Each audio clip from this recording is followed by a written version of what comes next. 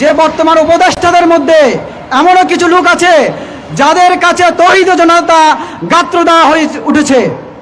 আমরা তাদেরকে স্পষ্ট ভাষায় বলতে চাই, এই তৌহিদ জনতা এই বাংলাদেশে ভেসে আসেনি। এই তৌহিদ জনতা এই বাংলাদেশেরই সন্তান, এই বাংলার মাটি। এই তৌহিদ জনতা ৭১-এ রক্ত দিয়েছে, এই বাংলাদেশকে স্বাধীন করেছে। ৫২-এর ভাষা আন্দোলনে ভাষার অধিকার ফিরিয়ে এনেছে।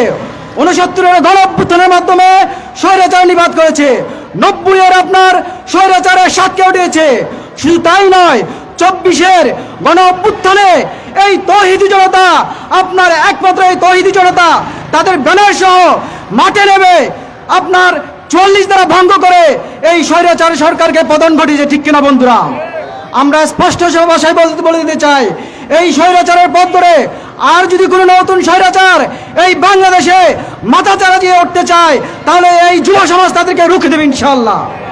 আমরা পীর সাহেব চরমনাইকে আশ্বস্ত করতে চাই যে আমরা পীর সাহেব চরমনাইর ডানে থেকে, বামে থেকে, সামনে থেকে, পিছনে থেকে সর্বাত্মক তাকে সহযোগিতার মাধ্যমে এই বাংলাদেশ থেকে স্বৈরাচারের মূলোৎপাটন ঘটাবো ইনশাআল্লাহ। সুপ্রিয় সাথী বন্ধুগণ, এই বাংলাদেশকে একটি কল্যাণ রাষ্ট্র গঠন করার জন্য পাড়ায় পাড়ায়, মহল্লায় মহল্লায় ইসলামী আন্দোলনের দুর্গ গড়ে তুলতে হবে। ঠিক কিনা? তার এই ধারাবাহিকতায় ইসলামী যুব আন্দোলন বাংলাদেশ ইসলামী আন্দোলনের অন্যতম একটি সহযোগী সংগঠন। এই যুব আন্দোলন বাংলাদেশ যুব আন্দোলনের নতুন কমিটি গঠন করার মাধ্যমে আমরা আশা করব এই যুব আন্দোলনের নতুন কমিটি বীর চট্টলায়, এই চট্টগ্রাম উত্তর চট্টলায় তারা এমন কাজের গতি বাড়াবে ইনশাআল্লাহ, এমনভাবে কাজ করবে প্রত্যেকটি যুব সমাজ ইসলামী যুব আন্দোলনের ছায়া তলে এসে আল্লাহর জমিনে আল্লাহর দ্বীন বাস্তবায়ন করার জন্য শপথ গ্রহণ করবে ইনশাআল্লাহ।